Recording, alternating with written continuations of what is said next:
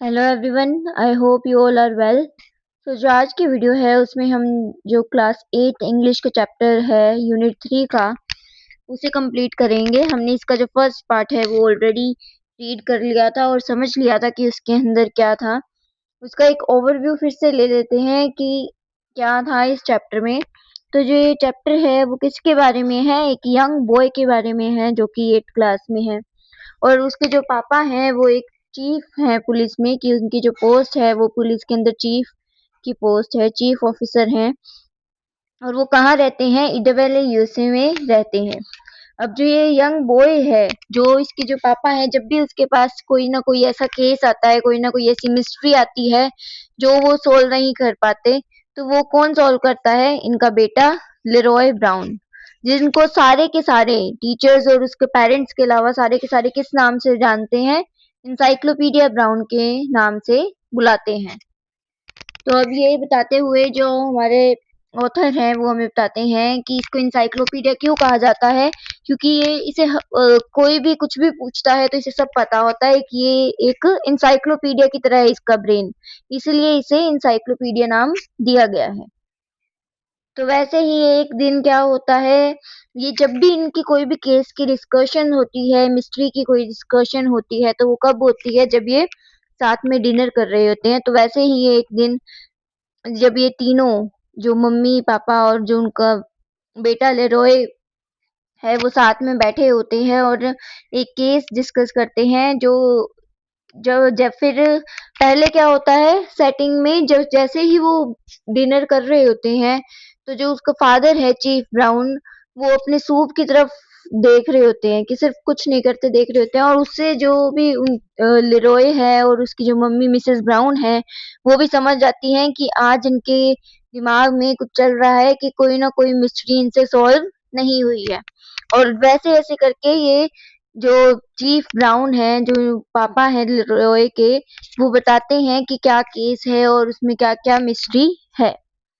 तो क्या केस होता है कि एक टिम नॉलन नाम का आदमी होता है जिसने ना चोरी की होती है कहीं से, जो डायमंड मार्ट होता है, जहाँ ज्वेलरी वाला एक मार्ट है, वहां से इसने बहुत सारी ज्वेलरी जितनी भी थी वो चुराई होती है। उसने अकेले नहीं नहीं चुराई होती, ये उसके और उसके एक दोस्त ने, टिम नॉलन और उसके एक दोस्त ने जिसका नाम है डेविन पोर्ट, उन दोनों ने मिलकर चुराई होती है वहां से। पर इसका कोई भी सबूत नहीं होता है उनके पास। और जैसे ही उनको ये पता चलता है कि जो पुलिस है वो हमारे पीछे पड़ी हुई है, तो वो जितना भी ये पैसा था वो कहीं छुपा देते हैं। और इस दौरान जब तक ये सब हो रहा होता है, जो डेवन पोर्ट है वो बिल्कुल भी नहीं दिखता चोरी के बाद। और जो नोलन होता है, तो जिस दिन ये बात कर रहे हैं उससे पहले एक दिन पहले ही जो नोलन है उसकी डेथ हो जाती है। अब जो नोलन डेथ के समय, जब मतलब वो मर रहा था, तो लास्ट में जो उसकी आखिरी जो सांसें थी उसके अंदर उसने एक विल लिखी अपनी, एक पूरा बताया कि उसके मरने के बाद जो भी उसकी चीजें होंगी, जो भी वो ओन करता है, वो डेवनपोर्ट के नाम होंगी। और उसमें उसने अपना जो प्लम नर्सरी थी उसको भी ऐड किया। तो यहाँ तक हमने पढ़ा था कि ये सब। अब देखते हैं कि ये कैसे जो लेरॉय है वो इसको सॉल्व करता है, इस मिस्ट्री को सॉल्व करेगा। What's suspicious about that? Mrs brown asked. तो जैसे ही जो चीफ ब्राउन है वो मिसेस ब्राउन को ये बताते हैं कि वो एक विल छोड़कर गया है, जो टिम नोलन है, जिसमें उसने अपना सारा जो भी सामान, जो भी वो ओन करता था, जो भी उसका सामान था, जो भी उसकी बिल्डिंग्स वगैरह है, जो भी उसके नाम पर था, वो किसके नाम कर दिया है? डेवनपोर्ट के नाम कर दिया है। तो वो पूछती हैं कि इसके में सस्पिशियस क्या है, कि इसके बारे में कुछ, इसमें तुम्हें क्या थोड़ा अजीब लग रहा है, क्या सस्पिशियस लग रहा है? Nothing about the will itself, just about a sheet from his desk calendar, it was clipped to the will. कि मुझे विल के बारे में, मतलब कि जो उसने अपनी लास्ट में जो वसीयत बनाई है ना, जो विल लिखी, उसके बारे में मुझे कुछ भी वो नहीं लग रहा, वियर्ड नहीं लग रहा है, सस्पिशियस नहीं लग रहा। पर उसने ना उसके साथ, मतलब कि वो जो उसने वसीयत बनाई है उसके साथ उसने एक जो कैलेंडर होता है, जैसे आपको इस पिक्चर में दिख रहा होगा, ये जो कैलेंडर है इसका एक टूटा हुआ हिस्सा है, और साथ में ये जो पेपर पड़ा हुआ है जिसके ऊपर पेन है उसके साथ एक पीस ऑफ पेपर अटैच किया हुआ है जिसके अंदर नोम उतेस Sweden hearts written on it. तो ये इसके ऊपर लिखा हुआ है। तो ये इस चीज के बारे में बात कर रहा है कि ये जो नोट जो विल के साथ अटैच था वो थोड़ा सस्पिशियस है, वो उसमें थोड़ी सी अजीब बात है, उसमें कुछ ना कुछ खास है। He took out his pocket notebook and leafed through the pages. उसके जो पॉकेट नोटबुक होती है, छोटी सी नोटबुक होती है ना जिसे पॉकेट में रखते हैं, तो वो उससे निकालता है अपनी पॉकेट को। लीफ थ्रू का होता है कि मतलब उसने अपने पन्ने पलटाना, तो वो पन्ने पलटाता है। I copied what Nolan wrote on the sheet. He said, "Here it is." और वो एक पन्ना खोलता है जिसके ऊपर वो लिखा हुआ था जो कि नोलन ने उस विल के साथ अटैच किया था। ये जो टुकड़े में लिखा हुआ है वो उसने अपने उस नोटबुक में लिखा हुआ था और वो उन्हें दिखाता है कि ये देखो ये लिखा हुआ था उस पर। He handed the notebook to Mrs. Brown. उसने वो जो अपनी नोटबुक थी वो मिसेस ब्राउन को पकड़ा दी। She read what he had copied. और वो पढ़ती हैं कि उस पे क्या लिखा हुआ था। It has Davenport's name and address, she said, and a few words I don't understand. तो इसमें क्या लिखा हुआ है कि इसमें डेवनपोर्ट है, उसका नाम लिखा हुआ है और उसका एड्रेस लिखा हुआ है, और साथ ही साथ इसमें कुछ ऐसे शब्द लिखे हुए हैं जिनका मैं मतलब नहीं समझ पा रही हूँ कि वो क्या कह रहे हैं। She handed notebook to encyclopedia. और उसने ऐसा कहकर जो नोटबुक थी वो किसको पकड़ा दी, इंसाइक्लोपीडिया मतलब कि लेरॉय को पकड़ा दी। What do you make of the four words Leroy. वो पूछती हैं कि तुम्हें इन 4 शब्दों से क्या पता चल रहा है, क्योंकि मुझे तो इन शब्दों का मतलब समझ नहीं आ रहा है। Encyclopedia read the 4 words below Davenport's name and address. No Mute Sweden Hurts. ठीक है, तो इंसाइक्लोपीडिया उस 4 शब्दों को पढ़ता है जो लिखे होते हैं और वो क्या कह रहे होते हैं, नोम उते स्वीडन हर्ट्स, ऐसा कुछ लिखा होता है। Mrs Brown looked at him hopefully. और मिसेस ब्राउन उसकी तरफ एक आशा की उससे देखती है, आशाजनक होकर देखती है कि ये कुछ ना कुछ बताएगा, इसके पास पक्का कोई ना कोई आंसर होगा, कि इस होप से देख रही होती है लेरॉय की तरफ। Usually he needed to ask only one question to solve a case before dessert. Usually मतलब कि रोजाना जब भी हम ऐसा कोई मिस्ट्री सॉल्व कर रहे होते थे तो इसको बस एक ही क्वेश्चन पूछना होता था और वो सारी जो भी केस है वो सॉल्व हो जाता था बिफोर डेजर्ट। कि ना अभी वो डिनर कर रहे हैं और डेजर्ट जब तक होता था उनका तो उससे पहले ही एक क्वेश्चन में वो केस सॉल्व कर देता था। They were still on the soup. और अभी भी सूप पर ही थे, मतलब अभी भी वो डिनर ही कर रहे थे। Encyclopedia leaned back and closed his eyes when he did his hardest thinking. अब जो encyclopedia है वो 4 words पढ़कर वो लीन बैक होना होता है कि जैसे चेयर के सहारे चेयर पे लग के अपनी पीठ को चेयर के सहारे लगाना और उस पे सर अपना पीछे अच्छे से लीन हो करना, तो उसको लीन बैक कहते हैं। इंसाइक्लोपीडिया लीन बैक मतलब वो अच्छे से चेयर पर अपनी पीठ लगा के सिर थोड़ा सा पीछे की साइड फेंक के लीन हो जाता है उस पे। And close his eyes when he did his hardest thinking. और अपनी आंखें बंद करके पूरी अपने दिमाग से सोचने लगता है, पूरी हार्ड तरीके से सोचता है। After several seconds he open his eyes and asked his question. और उसने कुछ सेकंड्स बाद कि मतलब बहुत सेकंड बाद उसने अपनी आंखें खोली और अपना क्वेश्चन पूछा, is there a young fig tree in Mr Nolan's palm tree nursery. कि क्या मिस्टर नोलन की जो पाम ट्री नर्सरी है उसमें कोई फिग ट्री है, फिर एक काइंड का ट्री होता है, तो उसके बारे में पूछता है। Chief brown thought a movement. जो चीफ ब्राउन है वो इस क्वेश्चन को सुन के थोड़ी देर सोचते हैं और फिर कहते हैं यस देयर इज वन, कि हाँ एक ट्री है वहाँ। On the south side of the house. How did you know. कि वो जो पाम ट्री जो नर्सरी है मिस्टर नोलन की उसके जो साउथ साइड में है वहां वो ट्री है, पर ये तुम्हें कैसे पता चला। How did you know. The 4 words is so encyclopedia answer. तो ये क्या कहता है, इंसाइक्लोपीडिया कहता है कि ये 4 वर्ड्स जो तुम्हें दिख रहे हैं वो ये मुझे बता रही है कि मतलब जो कोड लिखा हुआ था नोम नोम उते स्वीडन हर्ट्स, तो उससे पढ़कर उसे पता चला कि ये जो लोकेशन है, जो भी उन्होंने चोरी करके जितनी भी ज्वेलरी उन्होंने चुराई थी वो कहाँ छुपाई हुई है उन्होंने उस फिर ट्री में। They do sad chief brown. तो जैसे ही इंसाइक्लोपीडिया ये आंसर करता है कि मेरे को जो ये 4 वर्ड्स हैं उन्होंने आंसर बताया कि ये 4 वर्ड्स ऐसा कह रहे हैं, तो वो पूछता है कि सच में, कि मतलब मुझे तो इससे कुछ भी समझ में नहीं आया था। And see for yourself, encyclopedia urged. तो इंसाइक्लोपीडिया क्या कहता है कि आप खुद देख लीजिए, आपको पता चल जाएगा। Chief brown studied the 4 words. No, Mute Sweden hurts. He shook his head and passed the notebook to Mrs. Brown again.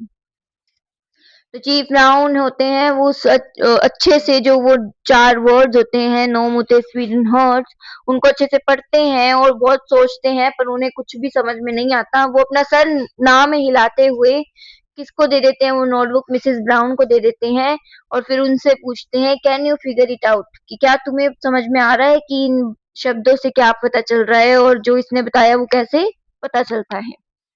Norm is a shortening of nominative, a grammatical term, stated Mrs. Brown, who had taught English and other subjects in high school. तो क्या जो Mrs Brown है वो कहती हैं कि ये जो नॉर्म टर्म है, कि जो नॉर्म शब्द लिखा हुआ है वो शॉर्ट फॉर्म है नॉमिनेटिव का, जो एक ग्रामेटिकल टर्म है, और वो इनको इसलिए पता है क्योंकि ये एक हाई स्कूल की टीचर रह चुकी हैं जो कि इंग्लिश पढ़ाती थी और कुछ और सब्जेक्ट्स भी। Utes are an American Indian tribe. Sweden is a country in Northern Europe and Hertz is Hertz. और वो वैसे ही जैसे वो नोम के बारे में बताती हैं तो वैसे ही वो उतिस के बारे में बताती है। तो उतिस का मतलब होता है एक अमेरिकन इंडियन ट्राइब होता है, उसे उतिस कहते हैं। जो स्वीडन है वो एक कंट्री है नॉर्दर्न यूरोप में, और जो हर्ट्स का मतलब है मतलब हर्ट्स ही है। She lifted her gaze to encyclopedia and shook her head. तो वो ये सब बता के उसके बाद कहती है कि मुझे तो इसमें से कुछ भी वैसा समझ नहीं आ रहा जो तुम्हें आया, और अपना सर ना में हिलाती है कि मतलब मुझे नहीं समझ में आया। I can't figure it out, she confessed. तो वो कन्फेस करना होता है कि सच सच कह देना, झूठ ना बोलना, तो उसको कन्फेस कहते हैं, अपनी सच्ची फीलिंग बताना। तो वो सच में सच्ची सच्ची कह देती है कि मुझे इसमें से कुछ भी समझ नहीं आ रहा है। Davenport disappeared right after the hold-up. Encyclopedia reminded her. तो इंसाइक्लोपीडिया उसे याद करवाते हुए कहता है कि जो डेवनपोर्ट था चोरी के बाद, वो होल्ड अप का मतलब कहता है चोरी जो हुई थी उसके बारे में बात कर रहे हैं। जैसे ही जो चोरी हुई उसके बाद जो डेवनपोर्ट था वो गायब हो गया था। As Dad said, Davenport and Nolan must have hidden the stolen jewelry. और जैसा कि डैड ने कहा, मतलब पापा ने कहा, जो डेवनपोर्ट और नोलन है उन्होंने जो भी ज्वेलरी चुराई थी उसे छुपा दिया होगा। प्रोबेबली नॉट अ वीक और सो एगो, कि उन्होंने जब वो चोरी करने के कुछ वीक बाद ही छुपाया होगा। Nolan change the hiding place, और जो नोलन है उसने वो जो जहां ज्वेलरी छुपाई हुई थी उसे अपनी जगह से हटा दिया, कि जहां वो पहले छुपी थी वहां से हटा के कहीं और छुपा दिया नोलन ने। You think that he tried to tell Davenport by phone and failed to reach him? Mrs. Brown asked. So he wrote the 4 words as he was dying. तो तुम्हें लगता है, मिसेस ब्राउन उससे कहती है, तो तुम्हें लगता है कि जो डेवनपोर्ट जो नोलन है वो डेवनपोर्ट तक पहुंच नहीं पाया, मतलब उसे फोन नहीं कर पाया क्योंकि वो मरने की हालत में था, इसलिए उसको फोन करने का टाइम नहीं मिला, इसलिए जो उसने 4 वर्ड्स थे उसके जरिए उसे लोकेशन बताने की कोशिश की कि वो कहाँ छुपे हुए हैं, जो भी उन्होंने चीजें चुराई थी। Chief Brown nodded, we will find Davenport now that we know his address. कि हाँ, चीफ ब्राउन जो है अपना सर हाँ में हिलाते हुए कहते हैं कि जो हम अब डेवनपोर्ट को ढूंढ सकते हैं क्योंकि हमें उसका एड्रेस पता है, क्योंकि विल के अंदर उसका डेवनपोर्ट का एड्रेस था। We will learn he has been left the palm tree nursery, Mrs. Brown said, and the 4 words will tell him where the jewelry is hidden.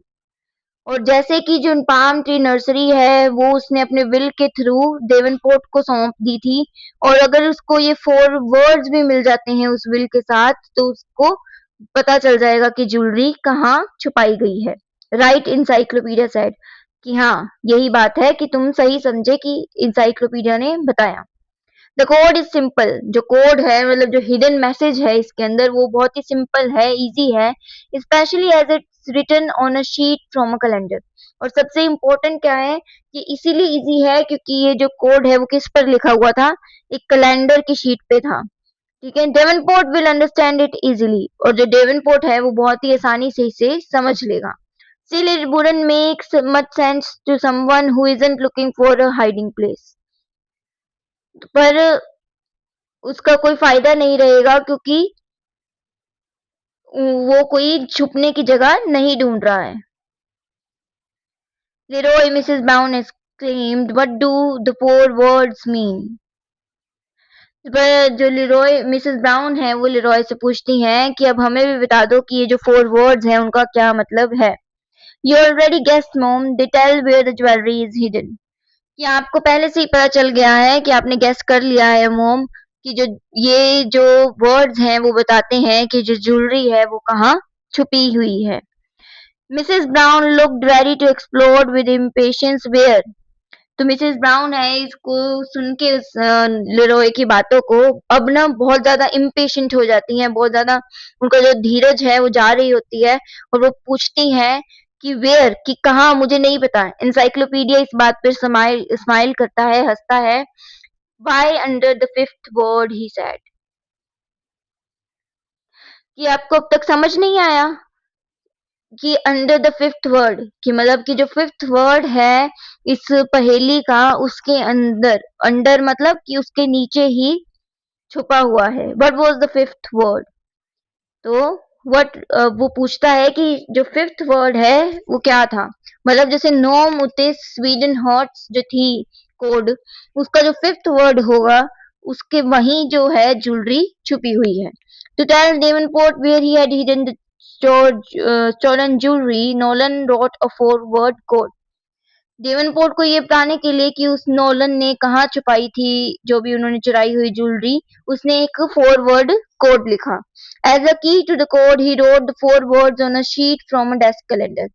और उस कोड का जो की थी, मतलब उस कोड को क्रैक करने की जो चाबी थी, उसको हिंट देते हुए कि डेवनपोर्ट को हिंट देते हुए कोड के बारे में उसने जो भी 4 वर्ड्स थे वो किसके ऊपर लिखे, एक कैलेंडर के टुकड़े के ऊपर लिखे। कि जो जिस कागज के टुकड़े के ऊपर उसने वो कोड लिखा वो किसका था, एक कैलेंडर का टुकड़ा था। तो वो एक हिंट था उस कोड के बारे में।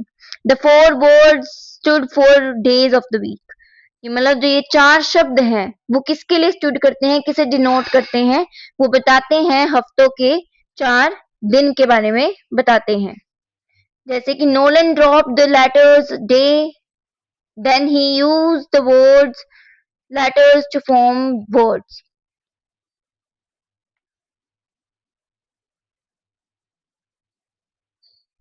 तो नोलन ने क्या किया, जैसे ही जो डेवनपोर्ट नाम था ना उसके नीचे ही उसने वो लिखा हुआ था जो ये कोड है।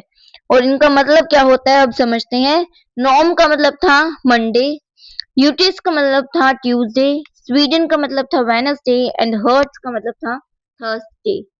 The jewelry was found inside a 20-gallon jug of earth from which grew the young fir tree in Nolan's nursery, just as encyclopedia had foreseen. तो इससे मतलब कि उसने जो अनरिटन फिफ्थ वर्ड था ना फिर, तो उसकी वजह से उसको पता चला कि जो स्टोलन ज्वेलरी है वो कहाँ छुपाई गई है। जो पाम ट्री नर्सरी है नोलन की, उसमें जो फिर वाला जो ट्री है उसके अंदर उसने वो ज्वेलरी छुपाई हुई थी नोलन ने। और ये जो फिर बाद में मतलब कि ऐसा सब जब ये नोलन लेरोय बता देता है अपने पापा को, तो जो भी ज्वेलरी होती है वो सच में वही मिलती है जहां उसने कहा था। ठीक है, तो मतलब वैसा ही जैसा कि नोलन ने फोरसीन किया था, प्रिडिक्ट किया था, वैसे ही उनको जो ज्वेलरी है वो कहाँ मिली, नोलन की जो नर्सरी के अंदर फ्री ट्री है उसके अंदर उसको वो छुपी हुई मिली। तो वो जो कोड था, अगर हम ये बात करें, जो ये कोड था नोम उतेस स्वीडन हर्ट्स, तो असल में ये कॉम्बिनेशन था किस चीज का, जो हमारे वीक के 4 डेज होते हैं उनसे इसने ये कॉम्बिनेशन बताया बनाया था। और जो हिंट के तौर पे, डेवनपोर्ट को हिंट देने के तौर पे उसने क्या किया, जो कैलेंडर था उसके ऊपर ये लिखा, कैलेंडर का जो शीट होती है उसके ऊपर इसने लिखा। So I hope you have got the answers for the chapter and you have understood the chapter completely. This was all for today. If you have any question, please comment in the comment section. You can ask the questions in the comment section. For today, this was all. Please share, subscribe and like the video. और please share ज़्यादा करना ताकि आपके जितने भी दोस्त हैं, जितने भी फ्रेंड्स हैं, उन तक पहुँचे और वो भी इस वीडियो को देखकर समझ सकें और पढ़ सकें। Thank you and have a nice day.